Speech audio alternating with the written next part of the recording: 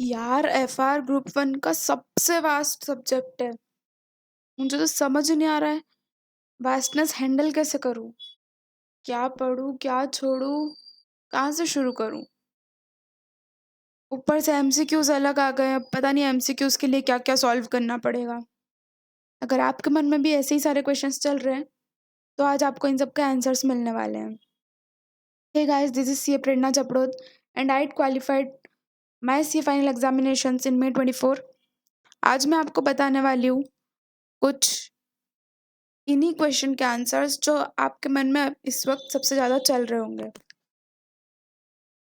सबसे पहले अगर हम वास्टनेस की बात करें तो हाँ, FR वास्ट तो है। इतने सारे इंडेक्स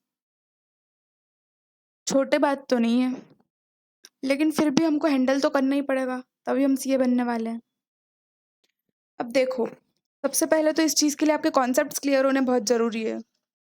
जो भी फैकल्टी से आपने लेक्चर्स लिए, सबसे पहले जाओ अपने कॉन्सेप्ट्स रिवाइज करो। अब तो एग्ज़ाम को सिर्फ 3 महीने बचे, 3 महीने बाद तो आपके एग्ज़ाम्स कंप्लीट हो चुके होंगे। तो अभी आपका कॉन्सेप्ट्स तो हो गया होगा, बट स्टिल जब भी रिवीजन स्टार्ट करते हैं तो सबसे पहले कॉन्सेप्ट करते हैं। सबसे पहले अपने फैकल्टी के जो नोट्स आपको मिले होंगे उसमें से कॉन्सेप्ट्स कवर करो। उसके बाद क्वेश्चन पे शिफ्ट करते हैं। अब मैं क्या बोल रही हूँ, वास्टनेस को हैंडल करने के लिए यूज़ करो मेरी प्रायोरिटी स्टाइल। मतलब इसको मैंने नाम दिया है कि ये प्रायोरिटी स्टाइल है, जो स्टाइल मैंने फॉलो की थी। ये स्टाइल मैं इस वीडियो में नहीं बता रही हूँ क्योंकि इस वीडियो को थोड़ा शॉर्ट रखेंगे। अगर आपने अभी तक मेरी प्रायोरिटी स्टाइल नहीं देखी है तो जाके वो वीडियो देख लो। इसके जस्ट पहले मैंने वही वाली वीडियो अपलोड की थी।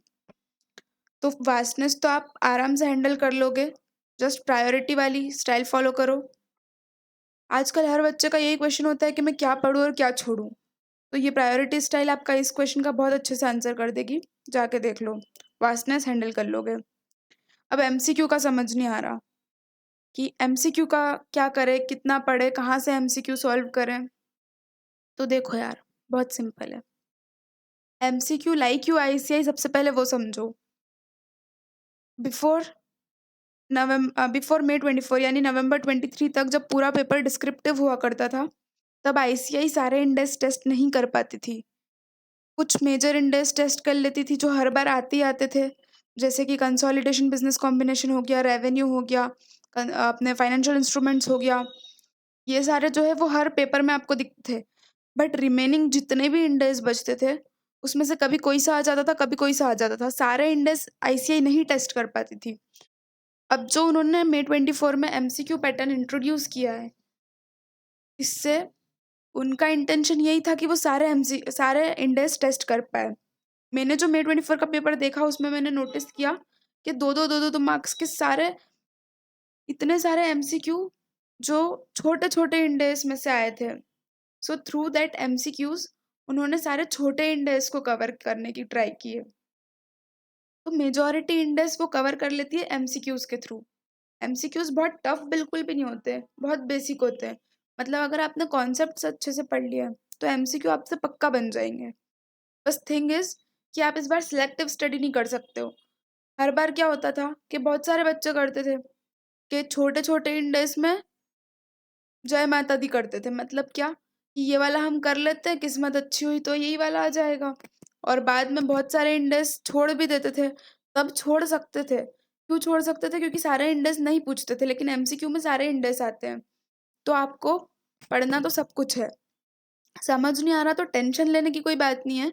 MCQ में जस्ट द थिंग इज कि आता बहुत बेसिक बेसिक कॉन्सेप्ट से है। अगर आपके कॉन्सेप्ट्स क्लियर है तो आप MCQ अपने आप निकाल लोगे। कोई बहुत टफ ऐसे नहीं बनाती है MCQ। अगर हम FR की बात करें, जो मैंने नोटिस किया May 24 में, तो टफ जैसा कुछ नहीं रहेगा। आपको उसके लिए अलग से बहुत मेहनत करने की ज़रूरत ही नहीं है।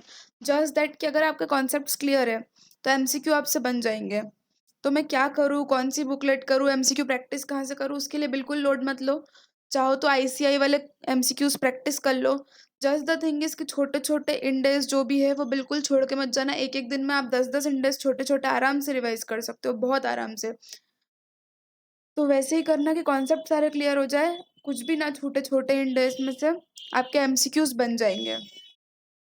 उसके बाद अगर आपके क्वेश्चंस नहीं बन रहे हैं, मतलब प्रैक्टिकल क्वेश्चंस जो है डिस्क्रिप्टिव में आपको लिखने रहेंगे, वो आप सॉल्व नहीं कर पा रहे हो, तो उसके दो ही रीजंस हो सकते हैं। या तो ये कि आपका कॉन्सेप्ट क्लियर नहीं है, दूसरा ये कि आपने प्रैक्टिस ही नहीं की है। देखो यार, अगर प्रैक्टिस नहीं की है, तो वो तो आप ही के हाथ में, आपको ही करनी पड़ेगी प्रैक्टिस। अब मैं आपका हाथ पकड़ के लिखवा तो सकती नहीं हूँ आपसे कि लिख-लिख के प्रैक्टिस करो, प्रैक्टिस करो। ठीक है, सारे सम्स लिख के प्रैक्टिस करने की ज़रूरत भी नहीं होती है।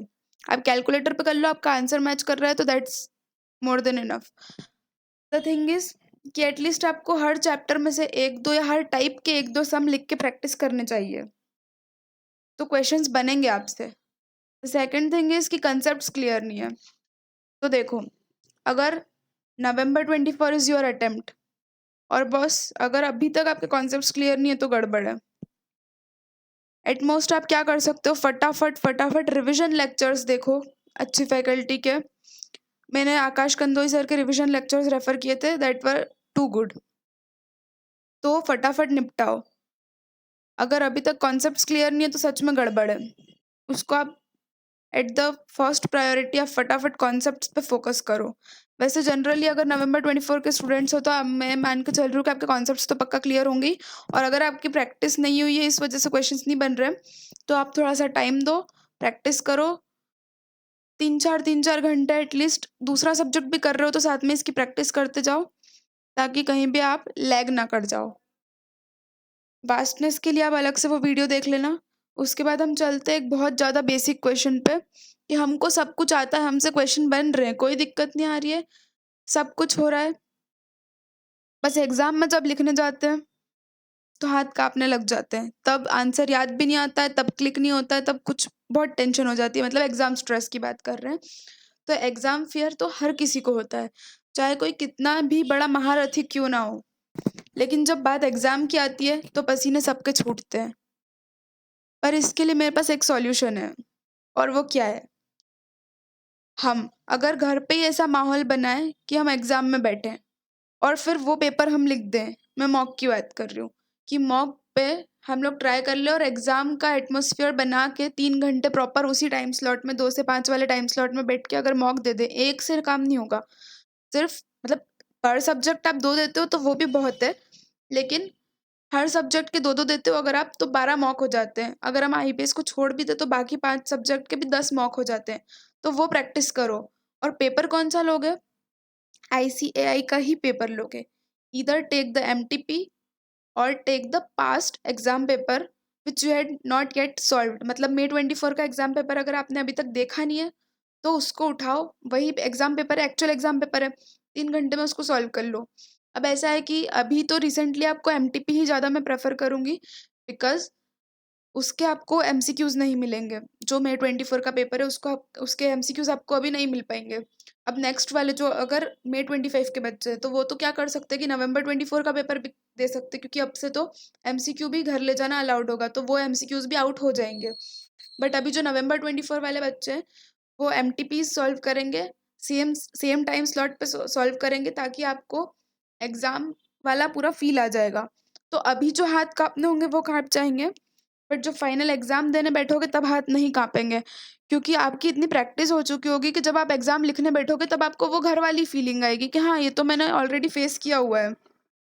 तो एग्ज़ाम में ना मॉक हो जाए आपके साथ, इसके लिए आपको मॉक टेस्ट देना बहुत ज़रूरी है। अब जब मॉक टेस्ट की बात आई गई है, तो क्वेश्चन बनता है कि मॉक टेस्ट कौन-सी सीरीज़ लें हम? कब देना चाहिए मॉक टेस्ट, मतलब what is the right time to take the mock test? और फिर chapter wise mock test series ले लें क्या, या फिर कॉम्प्रिहेंसिव एक साथ पूरा सिलेबस कंप्लीट होने के बाद लें, क्या करें? ये सारे जनरल क्वेश्चंस रहते हैं मॉक टेस्ट के ऊपर। तो देखो, सीरीज़ लें क्या, सबसे पहला क्वेश्चन रहता है, उसके लिए मेरा आंसर है बिग नो। कोई सीरीज़ आपको लेने की ज़रूरत नहीं है। आईसीएआई की जो फ्री एमटीपी होती है, सीरीज़ 1, सीरीज़ 2, वो दोनों के दोनों आपको देनी है। उससे क्या होगा? फर्स्ट थिंग मैंने बताई, एग्ज़ाम वाला स्ट्रेस वाला फ़ियर एक बार आप फ़ील कर लोगे, दूसरी बार वो फ़ियर कम होता जाएगा, प्रैक्टिस हो जाएगी आपकी, पैटर्न आईसीएआई का आपको पता चल जाएगा। सबसे बड़ी चीज़ कि वो आईसीएआई के द्वारा ही रिलीज़ किया हुआ है, तो आपको वो सारी चीज़ें समझ में आ जाएगी कि आईसीएआई का पेपर होता कैसा है। दिखेगा भी आपको पेपर पे आईसीएआई वगैरह का सब पैटर्न, तो वो आपको एक बहुत क्लैरिटी देगा, मतलब आपकी बहुत अच्छी प्रैक्टिस करवा के देगा। इसलिए मॉक टेस्ट, और सबसे एक और चीज़ कि वैसे भी हमको एमटीपी कवर करके ही जानी होती है, तो थ्रू दैट आपकी एमटीपी भी कवर हो जाएगी। सो उसमें एक्स्ट्रा टाइम नहीं लगेगा। तो ये एमटीपी तो जो बोथ सीरीज आपको देनी ही रहेगी, वो आपको देनी ही है, एनी हाउ देनी है। अगर आप 3 घंटे बैठ के शॉर्ट नहीं, मतलब टाइम नहीं निकाल पा रहे हो, रिविजन नहीं हो पाया एंड मोमेंट तक, तो फिर 2 सीरीज की जगह 1 सीरीज सॉल्व कर लेना ऐसे ही कैलकुलेटर पे, बट एटलीस्ट एक तो बैठ के दे लेना, एक बार लिख के दे लेना, क्योंकि फर्स्ट पेपर में ये एफआर अपना फर्स्ट पेपर होता है, और फर्स्ट अगर बिगड़ता है तो थोड़ा सा टेंशन अगले पे जाता ही है। आप कितना भी ट्राई कर लो कि मैं पहले का दूसरे पे नहीं जाने दूंगा इफेक्ट कुछ भी, पर वो हो जाता है। तो इसलिए एक पेपर आपको एटलीस्ट एफआर का तो लिखना ही लिखना है, और वो भी कौन सा, इंस्टीट्यूट का एमटीपी। सेकंड चीज कि मॉक टेस्ट किस टाइम पे लिखना है। देखो, सबसे आइडियल टाइम होता है मॉक टेस्ट लिखने का आफ्टर योर सेकंड रिविजन। जैसे ही आप देखो फर्स्ट रिविजन के बाद लिखोगे तो फर्स्ट रिविजन में इतना कुछ होता ही नहीं है, याद नहीं रहता इतना, आपको मल्टीपल रिविजन लगते हैं। और अगर आप फर्स्ट के बाद लिखने बैठोगे तो आपको और उल्टा डिमोटिवेशन आएगा कि यार कुछ बन क्यों नहीं रहा है। सो वो नहीं बनेगा, वो नेचुरल है कि एक रिविजन में कोई परफेक्ट हो जाता तो सीए में इतना मल्टीपल अटेम्प्ट्स भी नहीं लगते। तो आपको सेकंड रिवीजन के बाद अपना मॉक टेस्ट लिखना है। फर्स्ट मॉक टेस्ट आप सेकंड रिवीजन के बाद लिखो। अगर आपके पास टाइम है थर्ड रिवीजन के बाद, तो आप एक और second mock test third revision के बाद लिखो। अब एक और क्वेश्चन आता है कि चैप्टर वाइज मॉक टेस्ट लिख ले तो कैसा रहेगा। देखो यार, चैप्टर वाइज अगर तुम मॉक टेस्ट लिखोगे ना, वो तो एज गुड एज कि तुम क्वेश्चन बैंक प्रैक्टिस कर रहे हो। यार क्वेश्चन बैंक में तुम कैसे, अपन कैसे प्रैक्टिस करते क्वेश्चन बैंक, क्वेश्चन देखते हैं, आंसर निकालते हैं, आंसर आ गया कैलकुलेटर पे, उठा के देखेंगे कि फाइनल आंसर मैच कर रहा है कि नहीं। तो ये तो हम वैसे ही कर रहे हैं ना, उसके लिए अलग से सीरीज लेने की कोई जरूरत नहीं है। Chapter wise mock is of no use as far as my opinion, मतलब इन माई ओपिनियन, ठीक है। मेरे को तो नहीं लगता कि chapter wise mock test important है। उसके बाद अगर हम कॉम्प्रिहेंसिव लेते हैं ना, तो एक हमको खुद पता चलता है, क्लैरिटी आती है कि हम कितना रिकॉल कर पा रहे हैं, कितनी जल्दी हमारा माइंड स्विच कर पा रहा है एक चैप्टर के क्वेश्चन से दूसरे चैप्टर के क्वेश्चन तक। मतलब कि एक इंडेस सेकंड का क्वेश्चन आ गया, उसके बाद सीधे इंडेस 103 का आ गया, तो हमको भी पता चलता है कि हमारा माइंड इतना जल्दी स्विच कर पा रहा है कि नहीं कर पा रहा है। हम ऑलरेडी एक चैप्टर पढ़ चुके हैं, उसके बाद अगर उसके क्वेश्चंस करेंगे, सिर्फ उसी के क्वेश्चंस करेंगे, ऑब्वियसली बन जाएंगे ना यार वो। लेकिन जब हम एक साथ पूरे एक ओवरऑल जिस्ट लेते पेपर का, कॉम्प्रिहेंसिव पेपर के थ्रू ही वो पॉसिबल हो पाएगा कि हम एक साथ जब वो जिस्ट लेते पेपर का, तो हमको पता चल जाता है कि हम कितना पानी में हैं। ये चीज़ आई होप कि आपको समझ में आ गई है। तो बस अभी वीडियो को एंड करते हैं। बात समझ आई हो तो लाइक कर देना, शेयर कर देना। अगर इनके अलावा कुछ और आपका डाउट है एफआर से रिलेटेड स्ट्रेटजी में, तो कमेंट में पूछ लेना। और अगर इसी तरह की और वीडियोस देखनी हो तो चैनल को सब्सक्राइब कर लेना। Thank you.